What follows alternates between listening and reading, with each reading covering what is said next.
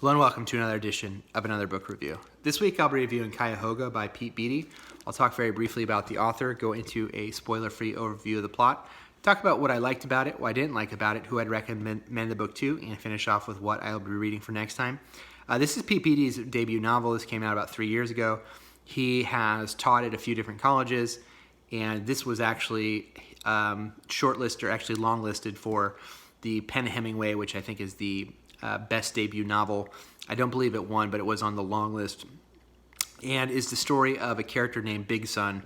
And Big Son is kind of like a Pecos Bill or a Paul Bunyan, kind of this larger-than-life, tall-tale character. And this book is set in the 1830s and is told from the perspective of a character named Mead, or Medium Son, who is Big Son's little brother. And the story is kind of told through his eyes and his perspective. And this is all kind of taking place on the back, and the backdrop of this all taking place is the twin cities of Ohio City and Cleveland, and bridges that are going up between the two cities, and what that's going to mean for the area, and kind of the politics, the back and forth politics of all that. So there's a lot going on, but what was interesting and fun for this book, the book follows Big Son, and he is, someone who, wrestles alligators and, chops down trees and makes deals with the devil and, wrestles lakes and kind of all this kind of outlandish stuff. And I liked that those parts of the book where Pete Beatty is kind of telling you these tall tales, I thought was kind of the funnest part of the book. There's not that many of them, but there's a few set pieces. In the beginning, there's one that's really fun, and then when you're kind of first introduced to the character, there's one in the middle that's kind of his origin story, and there's one towards the end that's kind of a race. And all those I thought were really fun, and I thought it was just kind of a cool premise, because a large part of the book is this character deciding to be something different and kind of wanting to put aside the kind of making of the tall tales and kind of all these feats, and he wants to kind of go clean, as it were, and get an honest living, and trying to find work and how to do that, and the kind of conflict between what he is trying to do and what the townspeople allow him to do, I thought was kind of really interesting. Some of the side characters I did enjoy. I thought the side characters made the area feel kind of come alive, and Pete Beatty, I think, is good at giving them different personalities and making them feel like real people. And there's also, if you get a chance to read this, I would definitely check out the actual printed book, because there's some artwork in the book that kind of gives, again, that sense of verisimilitude. There's a map of the area. There's a drawing of Big Son. There is a kind of a reprint of a newspaper. I think it's supposed to be a newspaper advertisement. And then some of the I think, jokes in the way that he writes, you have to, because things are happening kind of simultaneously in the way he writes it, you kind of have to see it in the printed form to really get the effect of what he's going for. And I think he does some of those effects. He doesn't hit you over the head with them, but when he has them, it's kind of a nice little touch. And then finally, I also thought that it was a quick read. I mean, it's a pretty slim book. It's 265 pages, but it's pretty thick margins, so you go through it pretty quickly. There are some things I didn't like about it as much. I think the plot does get a little jumbled. There's a lot of different things going on. There's kind of Medium Son and his kind of quest to find out, who he is. There's the question of whether or not bridges are going to be built between Ohio City and Cleveland, and who's going to build them and where they're going to be built. Kind of Big Son kind of comes in the story, kind of goes from the story. So I was surprised of how jumbled I thought the book was. I was hoping that it was really just going to be the story of this one character and what he was doing, and the book is really not that at all. It is really kind of a few different things. His story, Big Son's kind of quest, is to, like I said, kind of go get a job and have a purpose in order to, he's smitten, and he's kind of trying to win the affections of someone.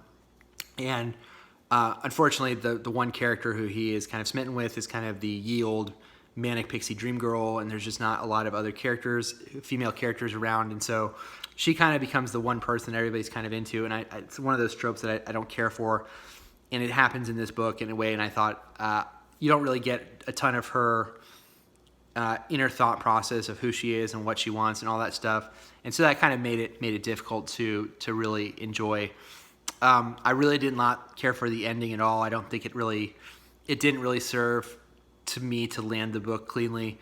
The pacing I felt was really herky-jerky. There's some things that are introduced, they kind of very quickly then become unintroduced. And I didn't really add, again, to the sense of there being like a coherent story that you followed throughout the book that you really cared about. It did feel like a few different kind of things slapped together. And the book is written in this really short chaptered style. I don't think the book was written as short stories. It may have been, but it is told. It's not a series of short stories, but it is very much the chapters that he has are very, very short and very, very punchy. And then overall, the humor and style. There's some things that are. I'm trying to think of how to say this. There's stylistically, he takes liberty to not curse, so he's kind of writing in like the period of the time, the style of the time period where the book is set, where curses are not written out, they're excised, and so no one really curses, but you clearly know what they're saying.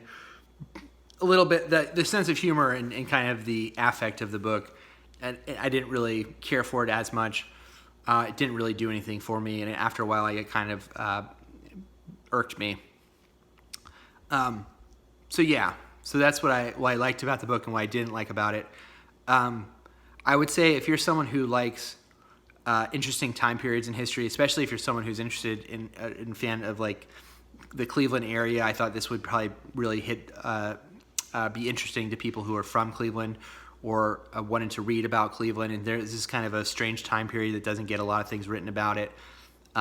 So if those things are going up your alley, I think the big takeaway for me that I was kind of disappointed. I did wish it had been kind of just more the story of this character and like the central plot and just seeing where that would go and the different permutations of it. But it really is as much it is about Big Sun, it's really about this town and this area and kind of what it's going to be in the future, if that makes sense. And so I can't really say much more without giving spoilers, but if you're someone who wants like a historical narrative, but with also this kind of dollop of like the tall tales and this like spirit of adventure, then you'll probably like this book. If you're someone who wants more of like a down-to-earth historical novel, or vice versa, or you want something that's like purely like tall tales, this may be like too much of both for you. So if you're someone who wants both those things, then I think you'll like this. But if you're someone who wants maybe either or, I don't know, if that really scratches the itch.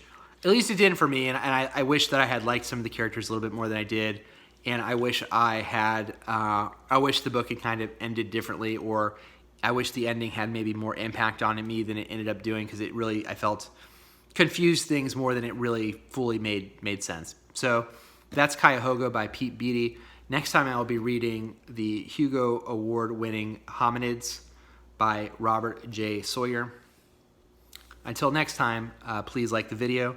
If you have not already, please subscribe to the channel, and I'll leave below my Twitter link if you want to check me out there. Until next time, bye.